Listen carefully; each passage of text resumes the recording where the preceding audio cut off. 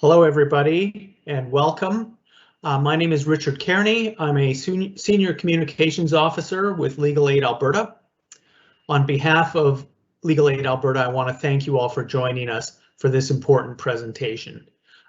Just ask you to please bear with us if we have any technical issues. This isn't Hollywood. We've all been struggling with the same technology challenges for the past year and few months.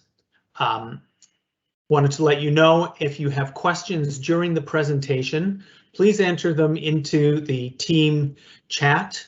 That box is private. Only our event producers are able to see your questions.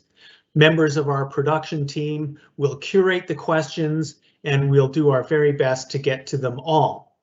I'm now going to introduce you to our host for today, Legal Aid Alberta Senior Advisory Counsel, Danny Lynn. Thank you, Richard, and good afternoon to everyone. We have a good number of attendees today, including law students from schools across the country, members of community legal clinics, and members of Indigenous education programs, cultural and legal groups, as well as Legal Aid Alberta staff and roster lawyers. We have people joining us today from coast to coast, from Vancouver, British Columbia to Trenton, Nova Scotia. We are happy that you could join us. Legal Aid Alberta respectfully acknowledges that what we call Alberta is the traditional and ancestral territory of many peoples, presently subject to Treaties 6, 7, and 8, namely the Blackfoot Confederacy, consisting of the Kainai, the Piikani, and the Sixxica nations, in addition to the Cree, Dene, Saulteaux, Nakota Sioux, Stoney Nakoda, and Tsuut'ina peoples, as well as the Métis people of Alberta. In an act of reconciliation and gratitude, we acknowledge all First Nations, Métis, and Inuit who have lived on and cared for these lands for generations. As partners in the justice system, we at Legal Aid Alberta understand our role and responsibility to ensure a fair and accessible legal system. We are committed to building a positive and trusting relationship with Indigenous communities across Alberta. Legal Aid Alberta is working hard to improve access to justice for people in every corner of our province. At Legal Aid Alberta, we have staff lawyers and a network of about 1,200 roster lawyers in private practices across the province who also take on Legal Aid Alberta cases. We focus on youth and adult criminal law, child welfare, family law, and immigration law. In today's session, Legal Aid Alberta lawyers Jessica Buffalo and Grace Auger and Legal Aid Alberta Indigenous Courthouse navigator Stephen Shirt will bring us into Indigenous courts. Jessica works at the Calgary Indigenous Court and Grace and Stephen work in the courts at Sixxica Nation and Tsuut'ina First Nation. We'll cover what led to the development of these specialized courts, what restorative justice means, and the impact. Our main presentation will be approximately 30 minutes, followed by 20 to 30 minutes for questions. You are welcome to send questions during the presentation in the private chat. Your questions will not be visible to other participants. We have more than 400 people registered for the event today, and we will do our best to address as many questions as we can.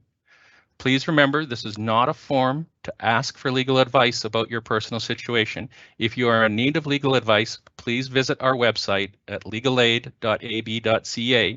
And please do stay with us throughout the presentation, as it may answer some of the questions that you may have and save you a phone call. We will also share a list of First Nation specific resources later in the presentation. So let me introduce the people that will be presenting today. First is Grace Auger. Grace is a Cree First Nation woman from Treaty 8 territory and a member of the Big Stone Cree Nation in Northern Alberta. However, Grace has lived and worked in Calgary and area, Treaty 7 Blackfoot territory, for over 30 years. Grace is a staff lawyer with Legal Aid Alberta and currently works in the Sixxica and Tsuut'ina courts, amongst other duties. Grace brings a unique perspective to her work as a result of her Indigenous cultural understanding and spiritual practices. She has been a lawyer for over 20 years and truly enjoys the practice of law. Her career has given her the opportunity to help empower people and give them a voice, especially Indigenous people, as she has encountered many Indigenous people who are fearful of the legal system and afraid to speak up due to the scars and historic trauma of residential schools. Grace is grateful for the opportunities that she has been given and truly wants to do the best she can with her career to educate both Western and Indigenous societies to bridge the cultural gaps in our justice system. She also likes to encourage our young people to believe in themselves and to have the courage to go for their dreams. Grace has often been heard telling young people, if I can do it, anyone can. It just takes hard work and dedication. Also presenting today will be Jessica Buffalo. Jessica is a Cree from Samson Cree Nation located in Masquachese, Alberta on Treaty 6 territory. She received her Bachelor of Arts degree from Simon Fraser University and her Juris Doctor from University of British Columbia. Before attending law school, Jessica was involved with Resonation Reconciliation, where she was commissioned to produce 2 radio documentary series, the first on Indigenous peoples and the law, and the second on the residential school system. She began her legal career as a law student at the Indigenous Community Legal Clinic in Vancouver, BC. She then articled with Calgary Legal Guidance before entering into private practice, where she had the opportunity to be involved in the development of the protocols for the Calgary Indigenous Court. Jessica is currently a staff lawyer with Legal Aid Alberta, and one of her duties is acting as duty counsel for the Calgary Indigenous Court. As such, Jessica is able to provide access to justice for self-represented individuals and help those individuals connect to the resources provided by the Calgary Indigenous Court. Jessica is a strong advocate for access to justice, and she champions hard for restorative justice. And then finally, Stephen Shirt will also be presenting. Stephen is from the Treaty 7 territory and a member of the Kainai First Nation, part of the Blackfoot Confederacy. He's a graduate of Mount Royal University with a Bachelor of Arts in Criminal Justice. Stephen has been employed with Legal Aid Alberta for almost 6 years and currently works as the Indigenous Courthouse Navigator. Stephen is also a member of the inaugural Calgary Police Service Anti-Racism Action Committee, a committee implemented to address systemic barriers to accessing police services and programs. Stephen has previously interned in a federal prison's Indigenous focus offender programming and has worked as an Indigenous criminal court worker. Stephen takes pride in helping his community overcome barriers and contributes to providing access to justice. Okay, now what you've all been waiting for. Jessica Buffalo, Grace Auger, and Stephen Shirt represent a rare mix of knowledge, talent, experience, empathy, and passion for restorative justice. We are fortunate to have them with us today. Over to you, Jessica. Thank you. I just would like to start off by saying that there can be no reconciliation without the truth. And today we are faced with another tragic and horrific discovery of 750 plus of our children who were discovered in unmarked graves. I would like to express my grief and extend my condolences to the Cowessess First Nation and ask for respect and space for individuals to grieve and heal. Canada has a long history of colonialism against its Indigenous population. It began with the signing of treaties. In Alberta, there's Treaty 6, 7, and 8 across Canada, which eventually led to the creation of the residential school system in the 1870s. Starting in the 1870s, residential schools were established with the goal to aggressively assimilate Indigenous children in order to make them functioning members of settler society. It was not meant to integrate Indigenous people so that they may live harmoniously together with non-Indigenous Canadians. Rather, it was meant to kill the Indian in the child in order to effectively gain control of land that many Indigenous communities still had a hold on. Kill the Indian in the child was a phrase uttered by Duncan Campbell Scott in relation to expanding the residential school system. He is often referred to as the architect of Indian policies during the first decades of the 20th century and helped amend the Indian Act to make school attendance compulsory for all Indigenous students under the age of 15 years old. The Indigenous population in Canada at the time was seen as savage and in need of modernizing. The best way to start, the government thought, was with the children. The curriculum was meant to integrate Indigenous children into mainstream society by teaching them to read and write in English or French. The schools also focused on indoctrinating children into Christianity. Children as young as 3 were removed from their homes in order to attend these church-run schools that were often located in remote areas far from their home communities. There were a total of 139 schools across Canada that approximately 150,000 Indigenous children attended. Attendance was mandatory, and children were often forced to live at these schools year-round. Today, over 80,000 survivors are still alive, and there are approximately 6,000 documented deaths. However, as we have recently confirmed, that number is estimated to be larger. At these schools, and documented by many survivors' testimony, sexual and physical violence was experienced by many children. Indigenous language and culture were not permitted to be practiced, which resulted in many children losing their ability to speak their Indigenous language or remember how to carry on their Indigenous traditions. When these children aged out of the residential school system and were permitted to return to their home community, they still felt a sense of isolation and because they could not communicate with their elders or participate in their community traditions. Often they were taught from such a young age that these traditions were the devil's work and they no longer wanted to practice them. Imagine sending your child to a school that had its own graveyard and it wasn't your choice and you couldn't say no. The violence they experienced at residential school remained with them, and the cycle of abuse often continued with their children.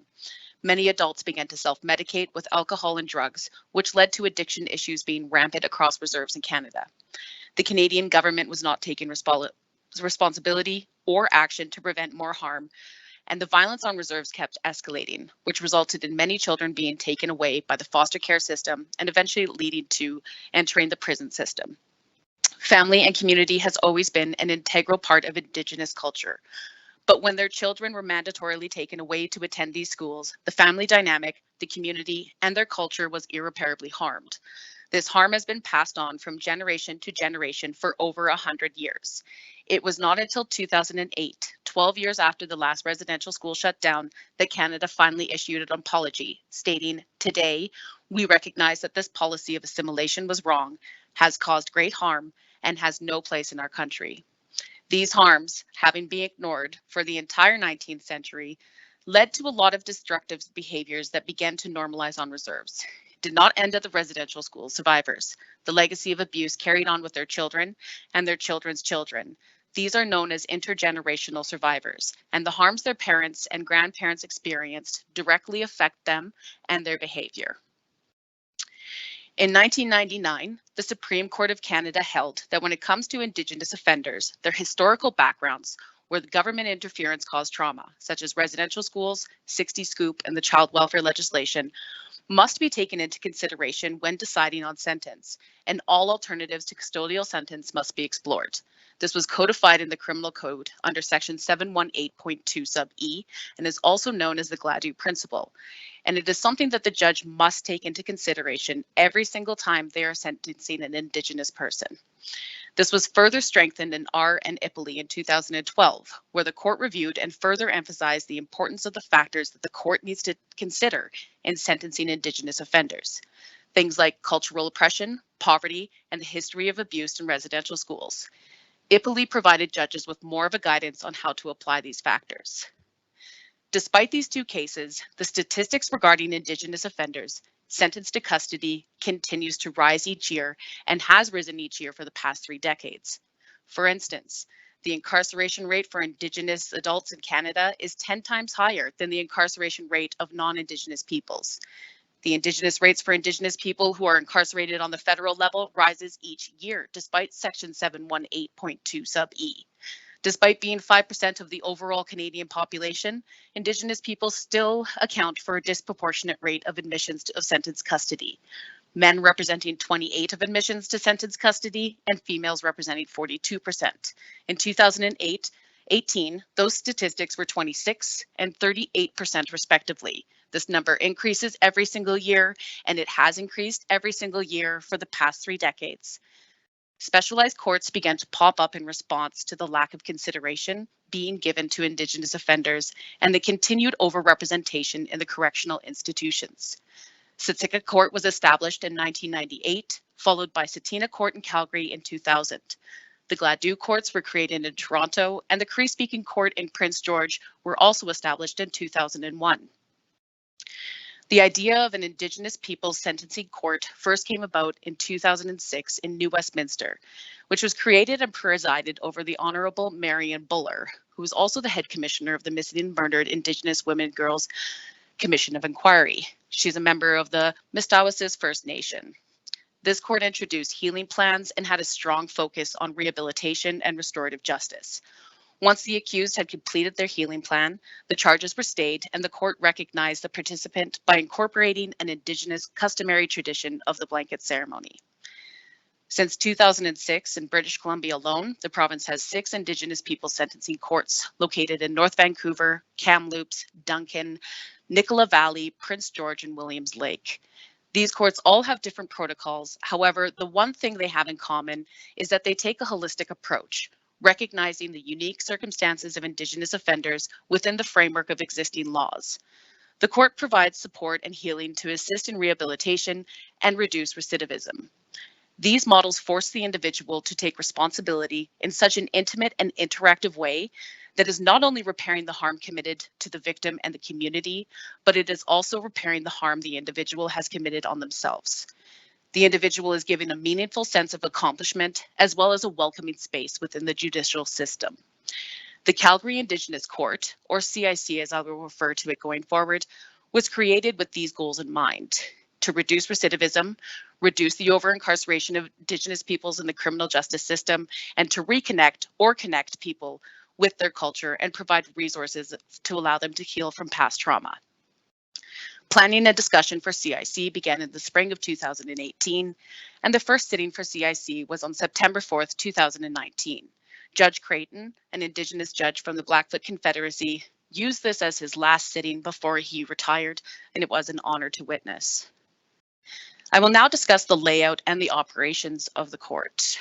So what sets the CIC apart from other provinces' specialized Indigenous court is our access to the case management table, or CMT, provided by Elizabeth Fry Society. The second part of the GLADU test asks, what alternatives are there that aren't jail? My opinion is that that second part of the test has in part failed Indigenous people, as they are still disproportionately overrepresented in the criminal justice system.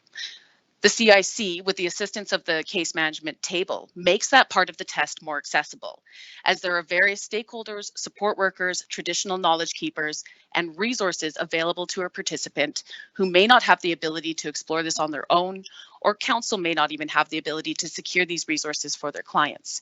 The CIC helps to make that more accessible. The case management table meets each Monday and Tuesday, and the table has many stakeholders, traditional knowledge keepers, and community supports available for participants. We have Blackfoot and Cree elders, John Howard Society, Homefront, Sunrise Healing Lodge, a cultural support worker, an Indigenous police officer, Indigenous mental health, and Native counseling has provided a peacemaker and a bail report writer. All of these contribute to the court to help to make the participant successful. As duty counsel, I follow the client until the completion of their matter. Individuals have the option of using duty counsel if they do not qualify for legal aid, or if they feel more comfortable using an Indigenous lawyer. I must gain trust with them in order to identify their needs and resources for the case management table, as well as for the prosecutor when having resolution discussions. The court is presided over 4 judges on a rotating schedule. These judges are all culturally competent and have worked within Indigenous communities and other specialized courts.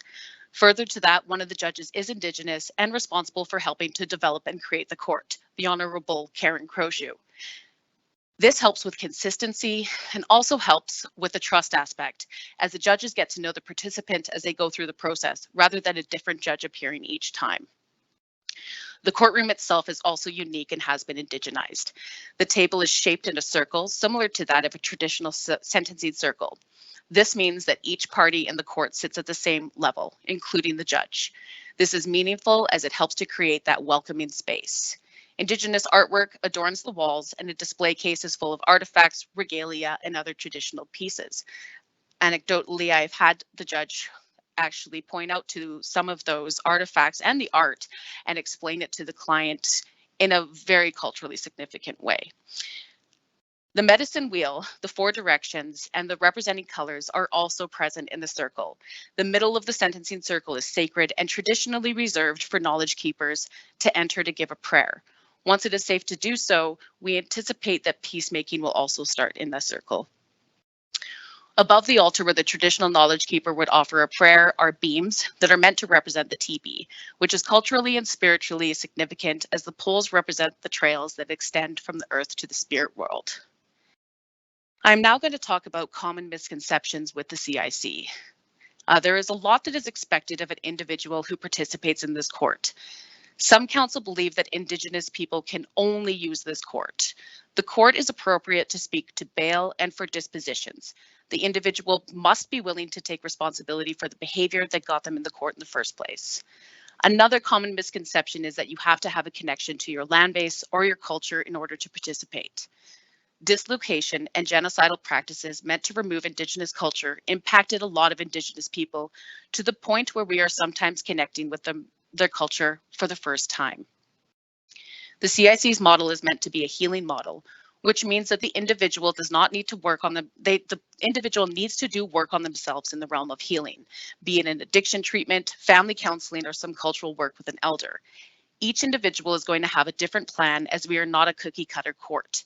We understand that each individual is going to come from a similar background, but what they require is going to be vastly different depending on the case, and sometimes that means that they must serve a custodial sentence. As we know, Gladue principle is not a get out of free jail card. So to enter the CIC, the individual has to do an intake to see where they are in their life and assess if they're ready to embark on this journey, because it is a journey and it is going to take a lot of work, and sometimes the individual is not ready for that. Be it because they're not ready to address their trauma for fear of being re-traumatized, or they're not in a space where they are strong enough to combat their addiction. We make concerted efforts to engage them and provide them with supports, but if they're not able to participate meaningfully, they will be removed from the court and placed back into regular stream. This doesn't mean that they cannot come back, it just means they're not ready yet. Not everyone who completes their healing plan will get their matters stayed or withdrawn. CIC takes almost every type of offense except murder or offenses where you're looking at a very lengthy pen time, which means that for some offenses, as the case law suggests, jail sentences will still be appropriate. The individual does need to be prepared for that. I will leave my talk with a quote from John Burroughs and Gerald T.G. Semenek, who have academically explored the possibility of creating one court that incorporates the principles found in these Indigenous people sentencing courts. However, it would not just be available to Indigenous people, it would be available to everyone. Burroughs refers to this as a house of justice and refers to this as a creation of a strong, unified court, not as insulated from community. He refers to this court as the hospitals of justice system, and the common goal is to restore security and fairness in the community. Right now, we have a fragmented system with many doors that people must go through. The House of Justice would have one door and offer all of the services necessary. Fragmentation at any level is contrary to the public interest. So when I speak of indigenizing the court system, this is what I imagine as an end goal. This House of Justice, which is at its core a restorative model. I'll now turn it over to Grace, who will speak more in depth about Tsuut'ina and Sixxica Court. Good morning. Thank you, Jessica. That was very well done, and I appreciate the prayers about our new found grave sites. Today, I'd like to thank Legal Aid for setting up this webinar. I think that these kind of training are very significant and important to educating and building knowledge in different methods used within the court system. I work in 2 courts, Sixxica Nation and Tsuut'ina Nation. I will speak about each of them as mentioned by Jessica. They are similar in nature, but a bit different. And I guess this goes to show that other communities, you know, they work within their cultural needs and their community traditions. And so it can be established, you know, whatever community wants to set something up, they can learn from the courts that are in place now. So Sixxica Nation Court, I will acknowledge that this was established by the nation themselves and that it involves their Blackfoot traditions and cultures, and that I respect that and I work with them, and I acknowledge that I'm not speaking on behalf of them, but I am acknowledging the work that I do there. So I'm the duty counsel lawyer in Sixxica Nation Court, and the courthouse is located on reserve, but it is a provincial court. And that is a bit different from the CIC court in that if someone is charged on the nation, they will attend court on the reserve. So it could be any kind of, it's not just First Nation, it's anybody who's charged.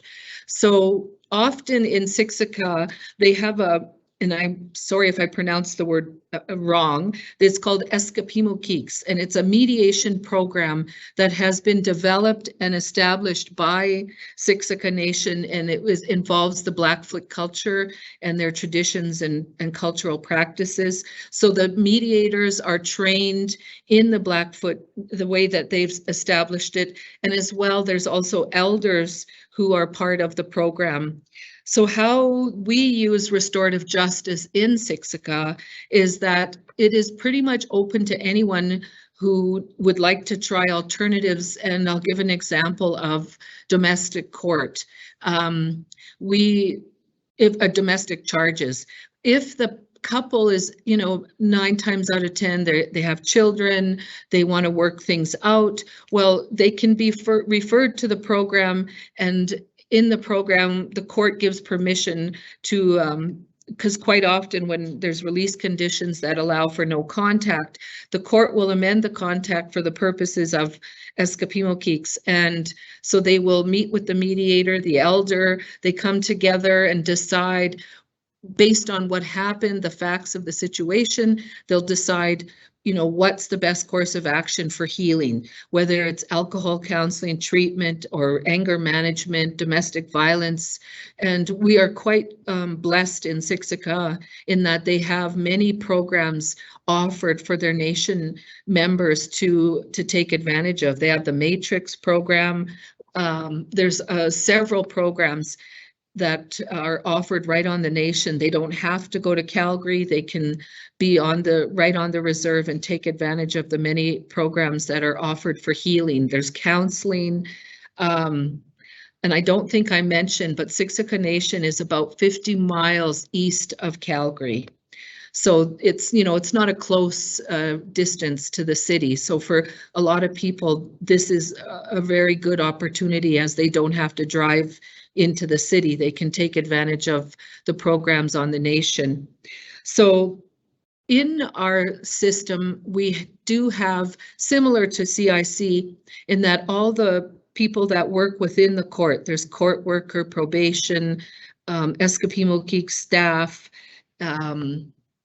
victim services, myself, and a lot of the regular lawyers who attend our court, we all have a meeting before our court day and discuss the members on the docket. And perhaps, for example, say someone is going through, just a few weeks ago, we had an example of a young man who is charged, and he, we found out through our court workers who are nation members that the young man had lost his mom and that he was at her gravesite drunk and really struggling with her loss at her gravesite. And so that kind of information comes forward in the community, within our small group meeting, which then helps. And if it's myself who's going to help him, which quite often it is, I will discuss with the Crown, here's what's going on with this young man, what should we do? And so it's, there's an example of restorative justice where we work with this person and he said, yes, let's get him into some grief counseling. And, that's what he needs, and probably some alcohol counseling as well. And so he's not going to be punished for what he's going through, but we can hopefully help heal him for what he's going through. And it's so, and I have to say, often the healing takes way longer than if he was to do the regular system. So as mentioned earlier, it's not a get out of jail free card. It's they have to be willing to participate. They got to do the work involved, and sometimes on reserve, the program, say, for example, quite often in the summer, a lot of the programs are not running, so we have to wait till September when, you know, we can start the program. And so it may take a person a year to get all the things they need down and done, and they could have been done court and pay a fine, or, you know, whatever it is, go to probation. They could be finished that already by the time they're still dealing with their healing plan. So it is an onerous undertaking to take the healing path. And the goal of that is, let's try to heal the people and build, you know, build up whatever, so that they don't come back to our court. And that's what a lot of these healing plans involve. So the other thing that we offer in Sixxica as well is family court, which I also do as duty counsel. And this is, we do have a family court worker, and her and I work together with the community.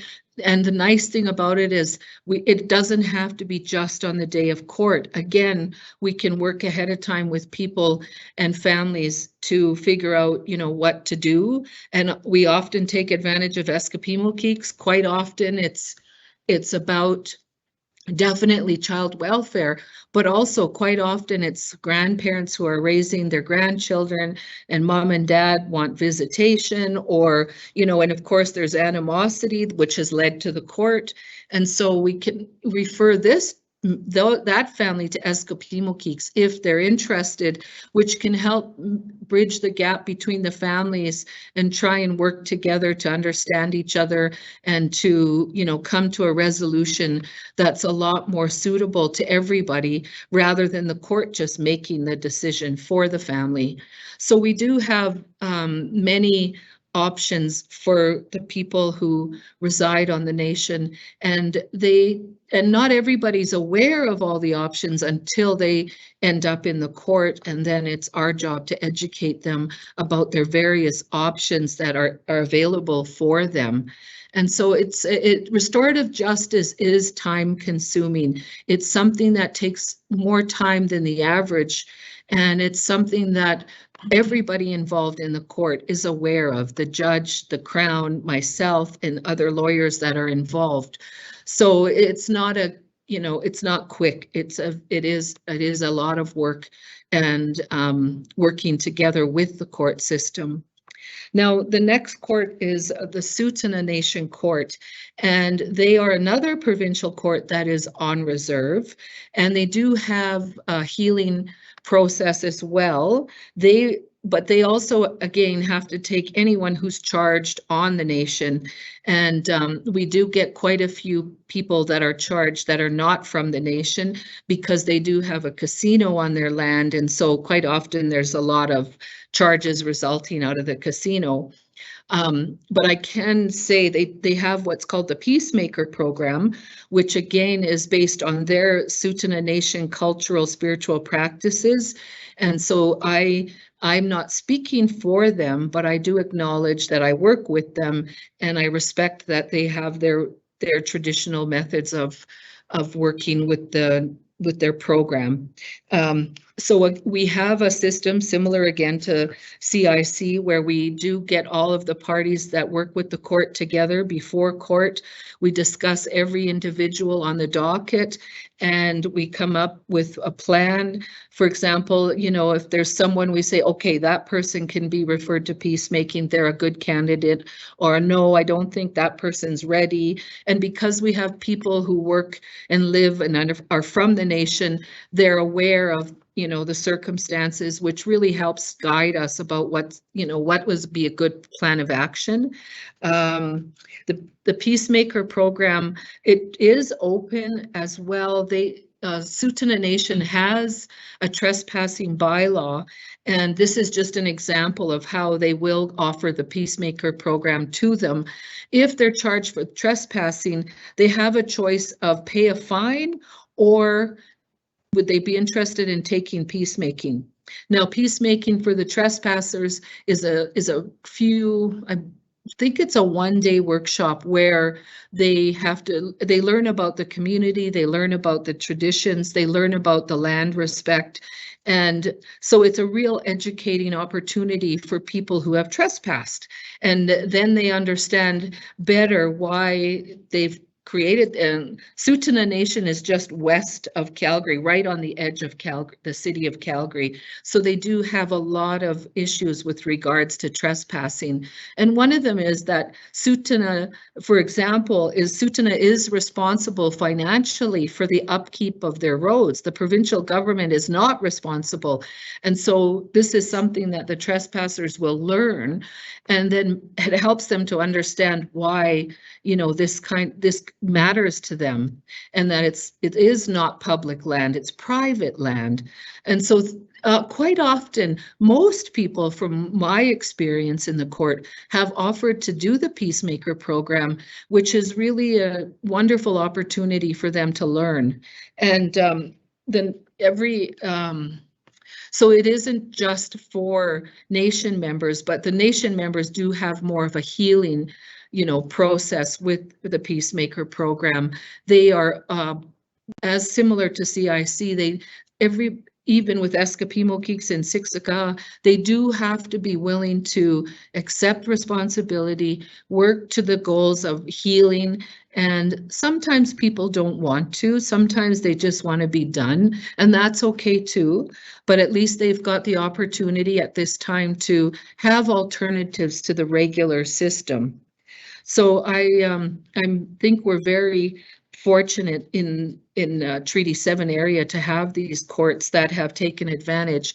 I do know that, you know, in order for other areas, especially like Northern Alberta, where there's limited resources for programs on reserve, that's something that will have to be worked on in the future, so that communities in more isolated areas get access to more programs on their reserve, and then that might help to build up more restorative justice approaches in the future. But thank you, and I'll turn it over to Stephen.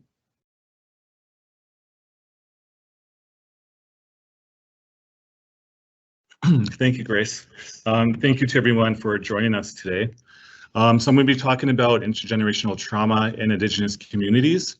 I think it's important when we talk about the unique circumstances endured by Indigenous people and what the courts hope to address. It's important to recognize the role that intergenerational trauma has.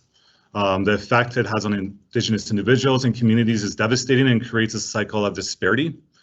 In Indigenous communities, we see higher rates of opioid and addiction crisis. Recently in the news yesterday, it came out there were 17 Canadians per day that died last year on average. And that disproportionately affects Indigenous people as well. There's higher rates of family violence, higher rates of poverty. Intergenerational trauma has a negative impact on mental health, so there's more anxiety, depression, and self-destructive behavior in Indigenous communities. There's also higher rates of children's services interventions, with Indigenous children making up 52.2% of kids in foster care, while they only make up 7.7% of the children in Canada, and that's for children under 14.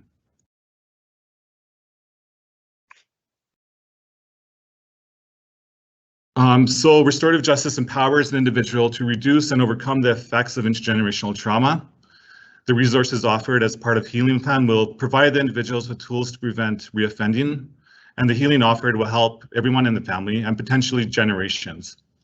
Community-led approach is necessary to address the harms.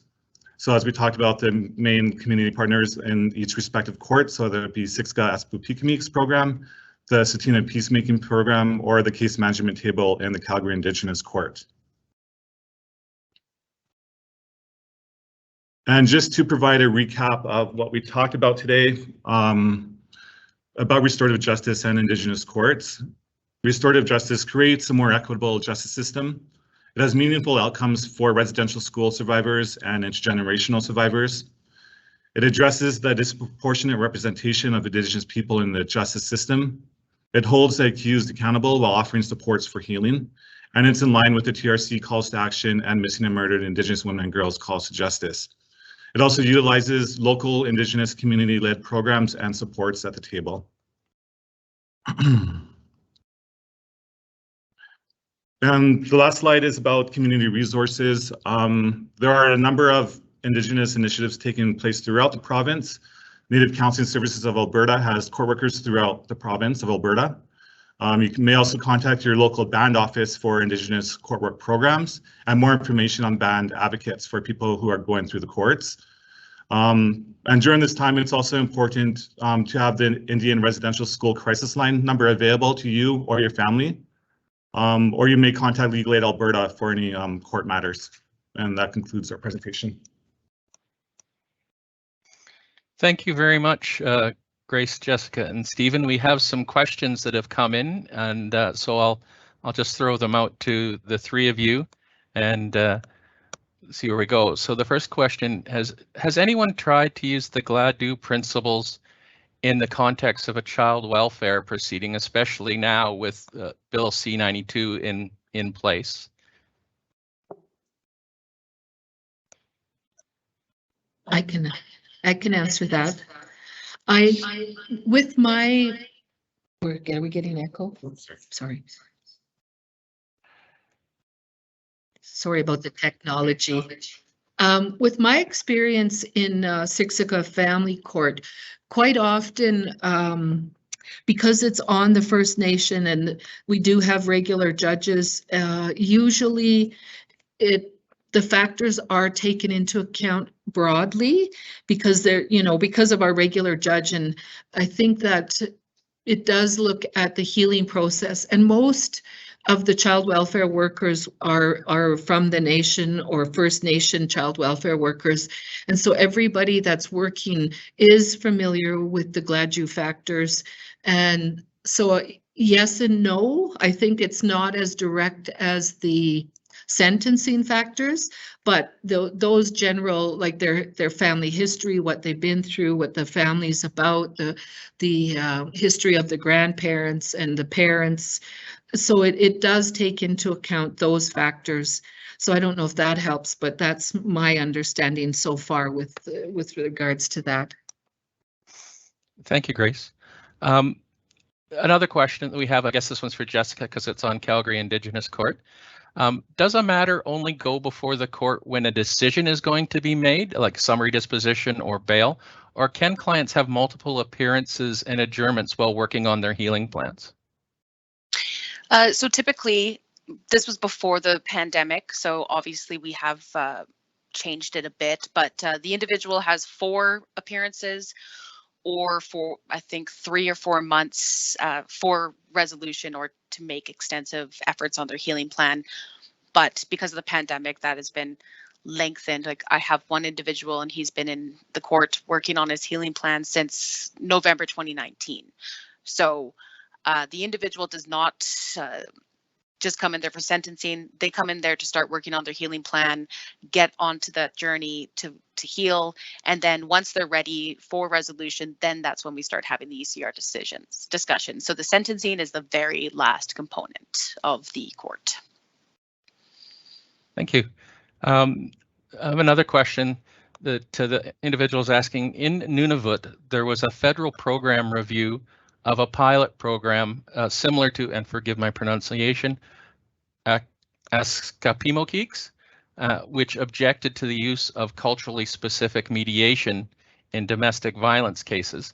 Their rationale was that mediation reinforced, and usually in reference to female participants, the disadvantage and imbalance of power in the relationship. And they say from the ground, these women were not willing to use formal court, so the pilot offered something instead of nothing from their perspective. Can you offer perspective on this different clash from your experiences?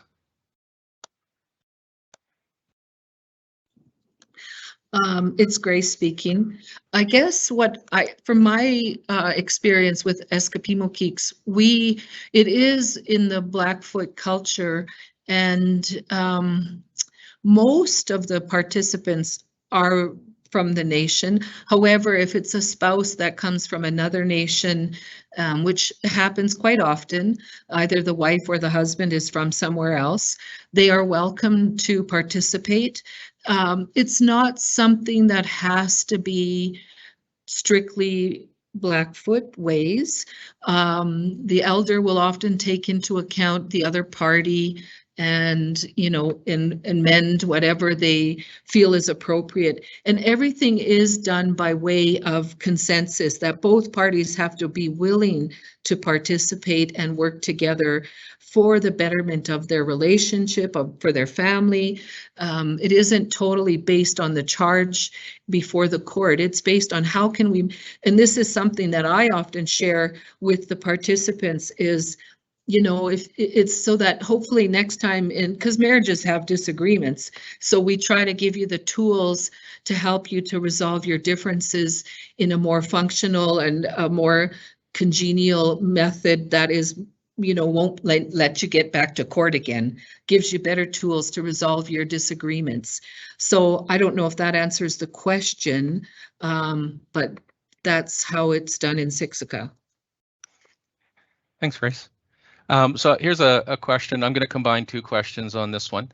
One of the questions is there an Indigenous court located in Edmonton? And the subsequent question from another participant was, why are there no Indigenous courts in other Indigenous communities in Alberta? And is there any indication of whether one will be set up, for example, in the Stoney Nakoda Nation? I can help with that again. It's Grace. I know that the two courts on the nations are Tsuut'ina and Sixxica Nation. Those were very driven by the community, by the First Nation. There is quite a bit of work that goes into building the court, meeting the provincial court standards for, you know, holding cells, all the security, it is a very time-consuming process to get their courts set up on the nation, and they do work in collaboration with the province. However, as far as my understanding, most of the incentive comes from the nation itself, who's willing to put in the work to get it done. And I don't know if Jessica has anything to add. And with Edmonton, I do believe that they are looking and working towards getting their own Indigenous court quite in the fall, I believe. If Danny, if you could clarify. Yes, that's correct. There's a proposal that's been approved by the Provincial Court Chief and Council, which will have an Indigenous court in Edmonton starting sometime in fall of this year.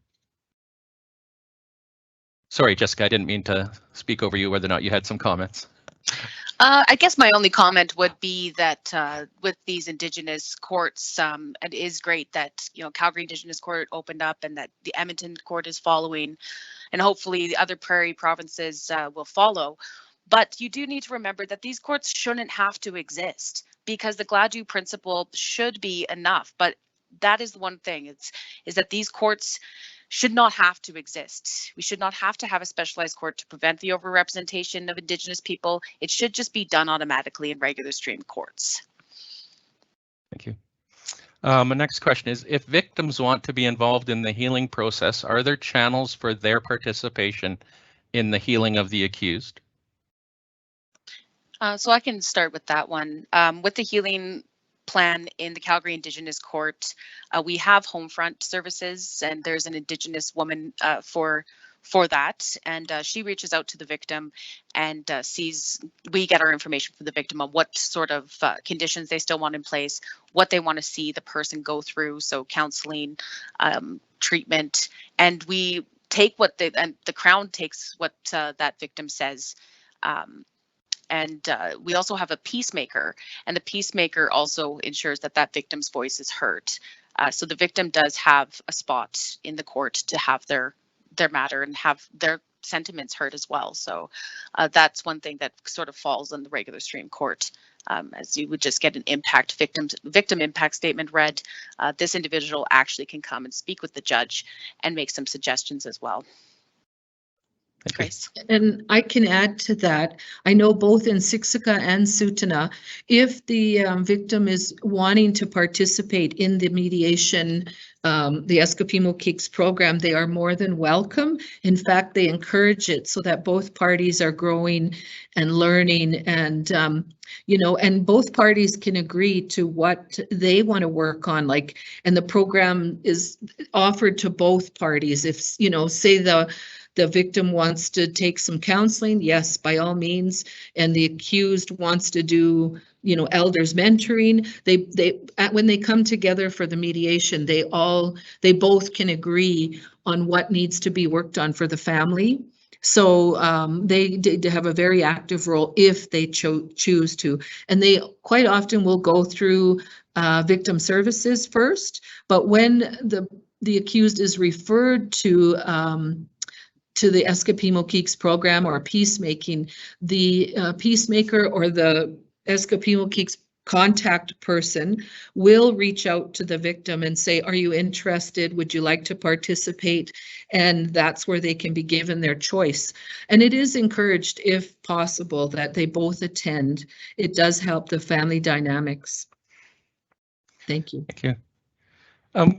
So do you have any suggestions for dealing with complainants who may be reluctant to go into the restorative justice process?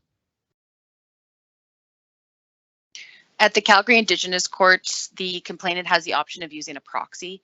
So if they are not wanting to engage in it fully, either by trauma or they're still not ready, they can appoint a proxy, and the proxy can come and do the peacemaking process. And with our courts, it would be the usually victim services. They have a strong voice. Okay. And so they could possibly represent the complainant if the complainant didn't want to be involved directly? Yes. Okay. Here's a two-part question. The questioner is asking if probation officers are involved in restorative justice, and if not, who is assigned to manage the case? And I'll let you answer those before I go on to the other parts of that question. My apologies, and probation's probably given me a stink eye, but we do have probation at the case management table as well. There's 4 dedicated probation officers who understand how the court works and are assigned CIC clients. Sorry, yeah. Lindsay. That's the same for both Tsuut'ina and Sixxica courts. They as well have probation that work with us. The second part of that question is there a timeline to complete conditions? And if the conditions aren't completed or the expectations aren't met, what happens next? Grace, you want to start first with yours, or do you want me to cover on? Yeah. I can go.